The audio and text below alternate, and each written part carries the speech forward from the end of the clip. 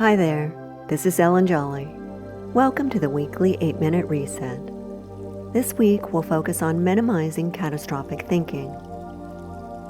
Let's start by taking a comfortable position, either lying on the floor with your back planted firmly, or seated with a tall, straight back.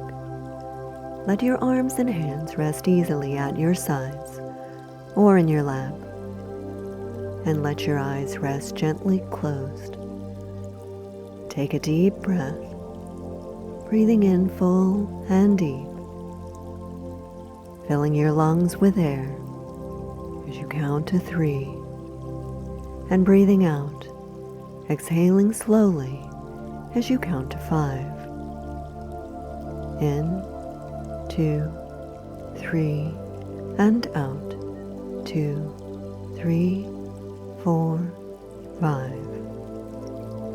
Taking note of the very end of that breath. Just keep breathing in that way.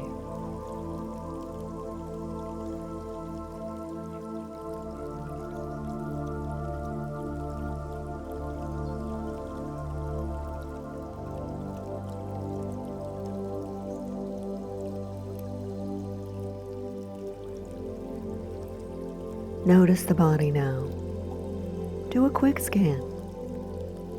Notice the areas that might feel tense or tight, and focus on that area now as it softens and releases.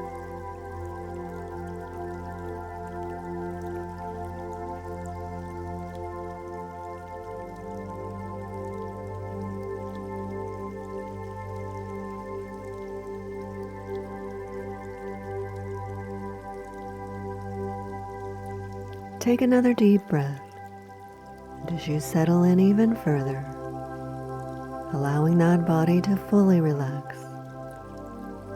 As you settle in and settle down, and on the inhale, inviting in peace, tranquility, and serenity. And on the exhale, breathing away any tension, negativity, or fear. That's it. You're doing very well.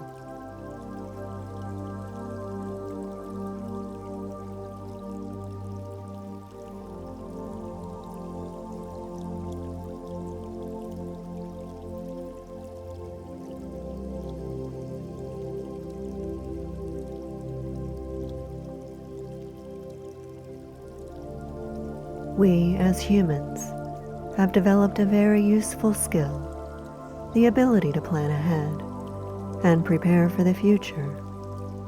We can consider a plan of action and the obstacles that we might face, as well as the benefits if the things that we want go the way that we think that they should.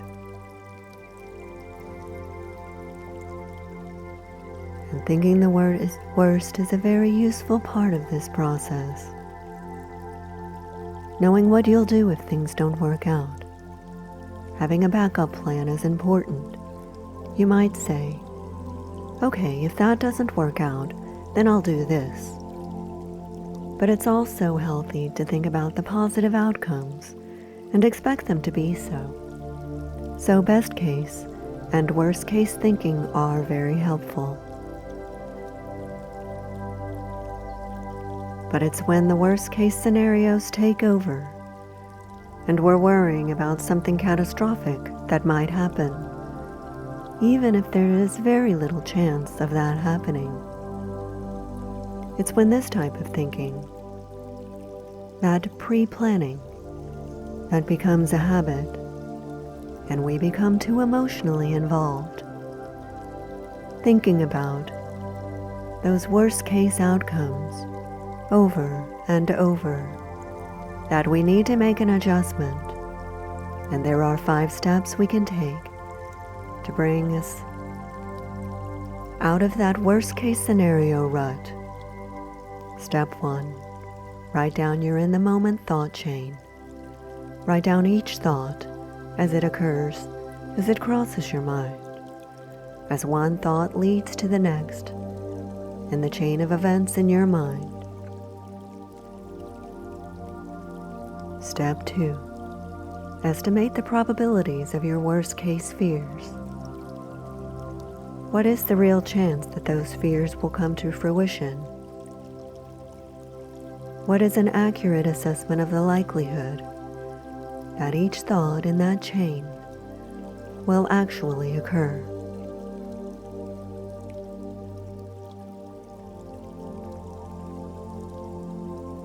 Step 3.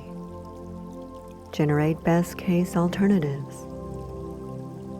Just as your mind generates worst-case fears, it's important to counteract those with best-case scenarios, and you can be as outlandish as you want.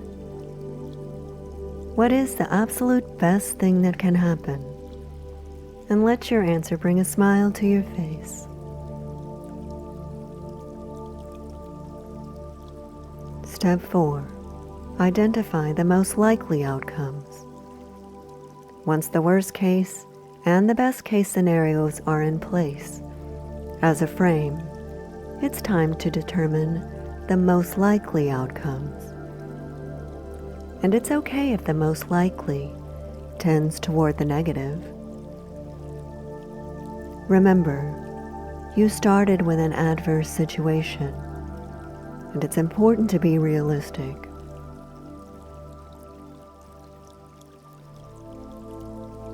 Step 5. Problem solve the most likely. Develop a plan to achieve your most likely outcome. Write down your solution and the steps that you need to take to make the most likely outcome an actual outcome. Come up with 2 or 3 ways to fix the problem.